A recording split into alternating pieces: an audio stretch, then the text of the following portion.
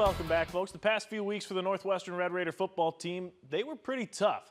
They had gone 0-2 in their last 2 games before last Saturday and even got in a bus accident as a team early on Saturday before their game with Briar Cliff. There were no significant injuries sustained, and the Red Raiders would eventually take on Briar Cliff after a 4-hour delay. And when they took the field, it was clear the team showed up to break that losing streak. A big reason for their success, our KTIV Player of the Week, senior wide receiver Tanner Schouten. Schouten hauled in 6 catches for 211 yards and 3 touchdowns. He credits his big game to the team coming together and executing when it mattered. It just kind of speaks on this team. Like, we just needed a couple sparks to get the season rolling, and I feel like tonight we had a big spark.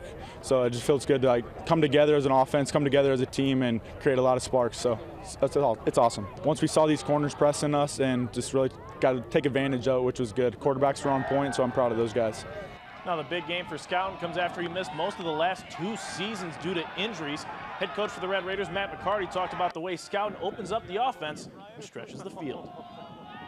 So good to have him back. That was a huge spark for our offense. He's such a big play threat, and getting him 100%. He's not even 12 months out of surgery yet, and so he's just getting better and better each week, and that was huge for us tonight.